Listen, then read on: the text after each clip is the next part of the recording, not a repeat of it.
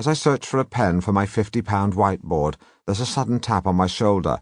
I spin round, swiveling on the ball of my foot to avoid putting any pressure on my still throbbing heel injury. It's DIY SOS's Nick Knowles, who comes to Gatwick Airport most evenings to drink, shop and eat.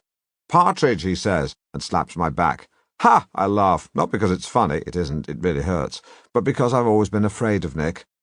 He's a big man with a craggy face and an ease amongst labourers and tradesmen that suggests if the mood took him, he could summon them like Tarzan summons the animals and have them take you to pieces violence-wise. "Fuck are you doing here?" "Nothing, I'm just following in the footsteps of my father." "I was wondering why you were mincing like that." "Ha ha, lovely. No, Dad wasn't gay, or else I'd still just be a twinkle in his testes.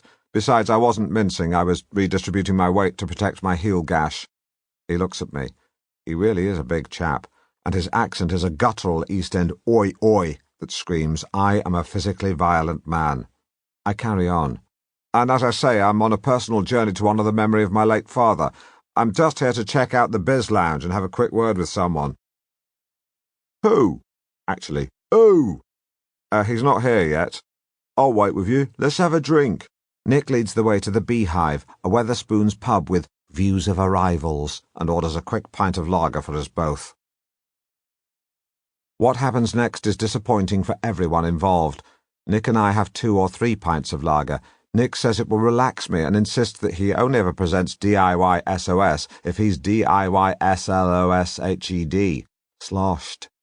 In the event, my dehydration, tiredness, and, let's be honest, inexperience with lager as a drink leads me rapidly into a world of very intense intoxication. A fact I only grasp when I spot Mr. Kennedy and try to stumble from my bar stool towards him. I reiterate my desire and Brian's desire for filming of my walk to begin ASAP, even suggesting it's my father's desire too, despite him being long-term dead. Ever the salesman, I go on to tell Harvey that alongside Bradbury, Balding and Portillo, I believe I can become the 4th jewel in his crown, although it seems that, as a result of lager, I actually say the 4th Jew in his crowd. It's at this point that my slick, if slightly loud, sales pitch is stopped in its tracks by Harvey placing a kindly hand on my shoulder. I should stress that the hand is one of his own. I instantly feel sick.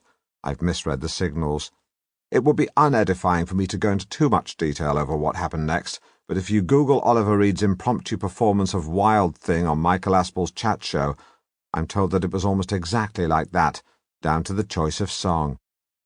I don't know why I felt it would be savvy of me to sing to the man instead of presenting my ideas in spoken form, as rehearsed repeatedly on the 100-odd miles from my Tilbury turnback, but that's what I did, and that's what I must now live with.